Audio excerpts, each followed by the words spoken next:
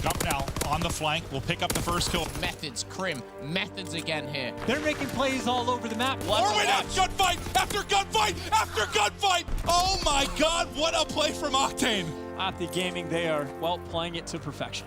So OpTic Gaming, obviously not the most successful year by any means. You know, no victories for themselves. I think the single most surprising thing about OpTic Gaming this year, and if you look at the former roster or the current roster, I guess just the fact they haven't won a tournament. I mean, I think the team chemistry was one of the biggest reasons that the OpTic Gaming roster change went down. They weren't placing too well, but it was really just due to the relationships between the players. We know Formal and Scump were kind of bumping heads. They talked about the fact these guys would never go out to dinner, never hang out. They were obviously in a horrible spot when you look back to the beginning of the year where the actual chemistry was with this team.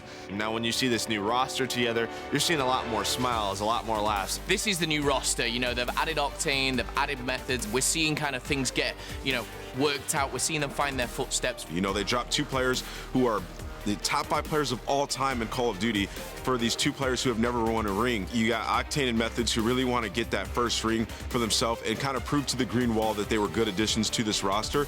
And you got Crim6 and Scump who want to like prove that the roster change was the right move. So I think they definitely have that hunger for a championship. OpTic Gaming close out once again, and they are now 5-0 in Division B. They looked incredibly good. I mean, for a team that's had 3-4 weeks of practice, however long it's been since they made the roster change, they look like they've been doing this all year. They are feeling like a team again and really, really looking good headed into champs based off that chemistry. My only concern really is when you talk search and destroy, and specifically like clutch moments. They're not great in the game 5s. They've been really poor in round 11 type situations. If they can fix that, they're in a great spot. It's just going to be whether or not they can put it together and keep the momentum that they've previously had going into champs and, you know, fix some of the little mistakes that they've been making throughout the season. Just 4 seconds in it for OpTic Gaming. They're going to close this series out and take that #1 spot, secure their place at playoffs.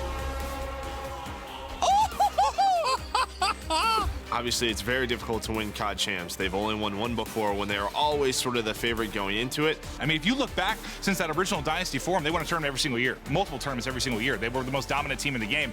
The fact they still haven't found a victory, I think has to be the most shocking thing. Kind of an off year from OpTic Gaming. For OpTic Gaming to win Call of Duty championships, I don't think there's one person that needs to be that X factor. With the talent that goes across the CWL right now, I think this is where we're going to have to see 2, 3, 4 players have to have their best series yet. There's no question for me, from a hunger standpoint, from a talent standpoint, they have the ability to make the run, but the competition this year is insane. It is not going to be an easy road.